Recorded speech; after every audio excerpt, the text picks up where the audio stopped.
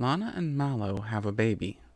When Lana was bored, she would go to the beach at the Hano Grand Resort and practice one of her favorite pastimes, Pyukumuku chucking. The resort considered it a great service to help keep the unsightly Pokémon off the beach, but Lana disagreed.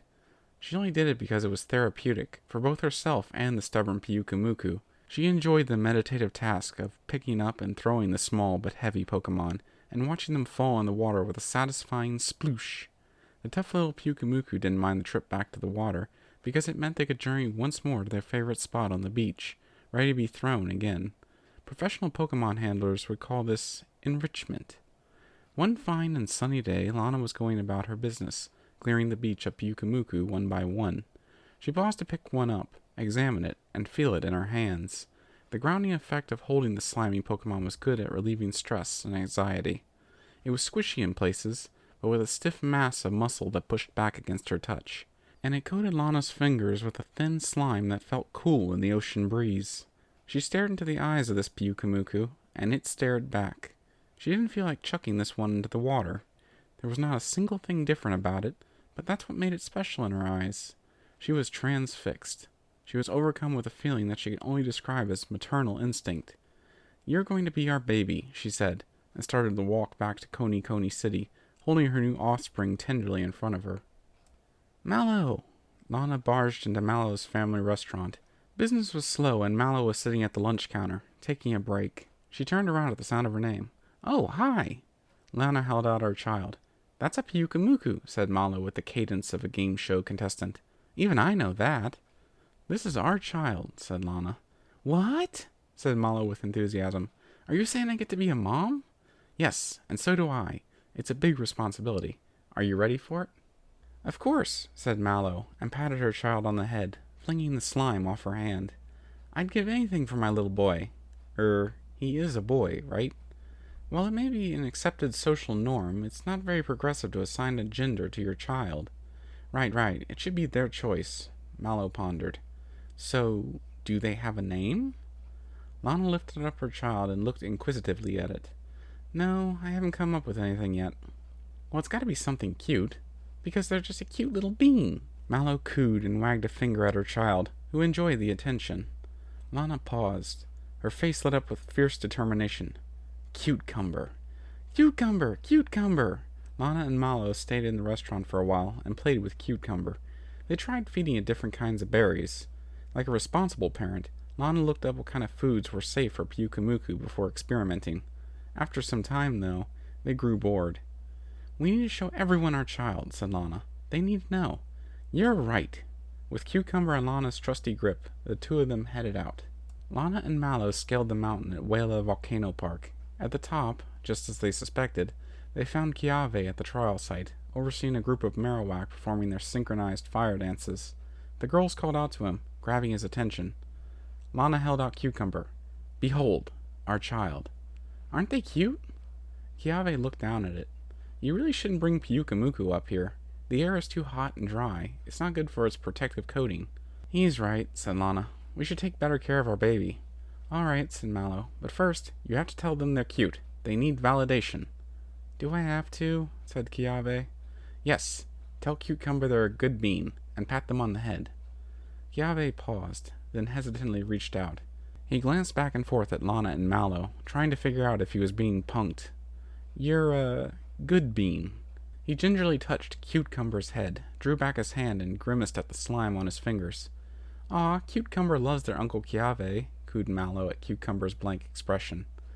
Conscious of their child's health, Lana and Mallow made their way down the volcano. "Don't keep that thing out of the water too long," called Kiave as they left. "So, what do we do now?" said Mallow. "I don't know," said Lana. "Parenting is hard. What are you supposed to do with kids?"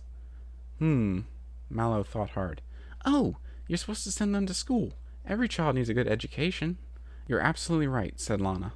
"I know the perfect teacher." She handed off Cucumber to Mallow, who gleefully carried them to their next destination. "This is, how can I put this?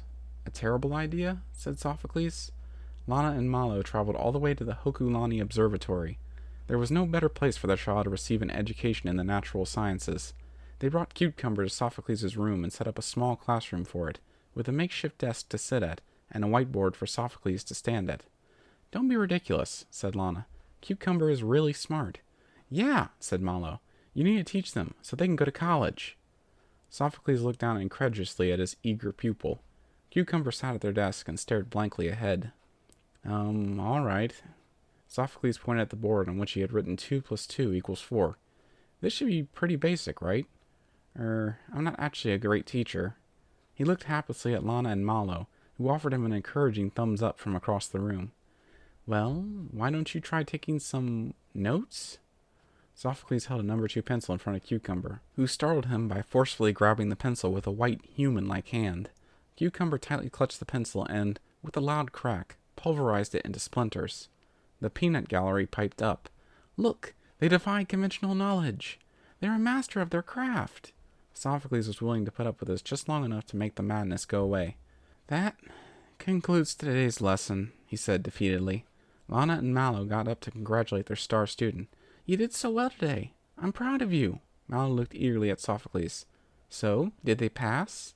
Sophocles looked back with tired eyes. He picked up a sheet of paper, drew an A+ on it, circled it, and handed it over. Mallow presented the paper proudly to Lana. "Look, their first report card."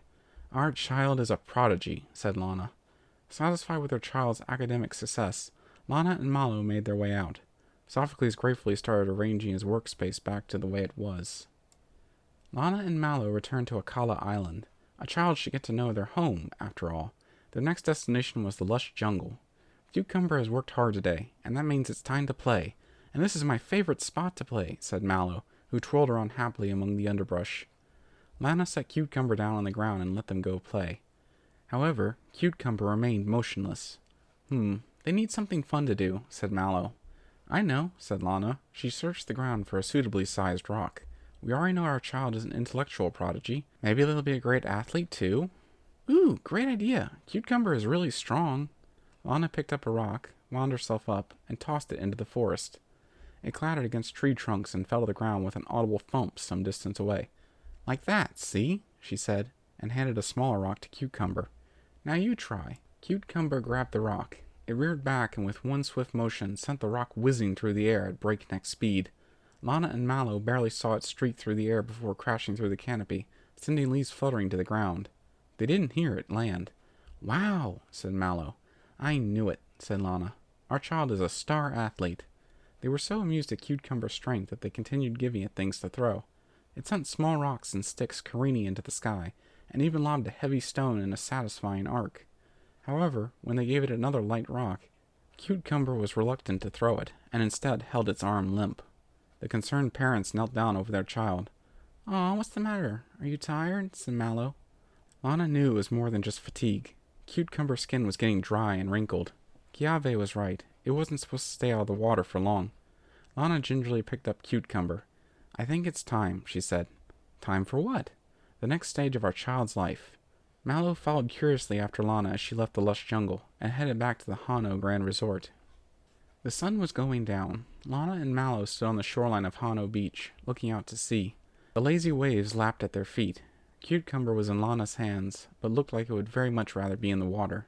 "This is the hardest part of being a parent," said Lana. "Aw, is it time for Cucumber to go already?" "It wouldn't be fair to keep them cooped up with us. Cucumber is growing up, and they need to find their own way in the world." "You're right," said Mallow.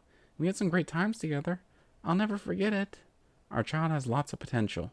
They're going to do great things." Lana held up Cucumber and took one last look at their cute little face. Mallow gave them a smooch on the head, then wiped the slime off her lips. Finally, Lana lobbed Cucumber as far as she could into the ocean, and watched as they broke the surface with a distant sploosh. "Come back soon," called out Mallow. "We're always here to support you." Lana and Mallow started back towards Coney Coney City. "Wow, that was tiring," said Mallow. "Parenting is hard work." "Yeah, but it was totally worth it," said Lana. "Our work paid off. We raised a great child." "It was a pretty good practice run for if we actually become parents someday," said Mallow. "Don't you think so? Wouldn't we make good parents?" Lana paused. "Yeah, I don't think so." Thank you for listening in.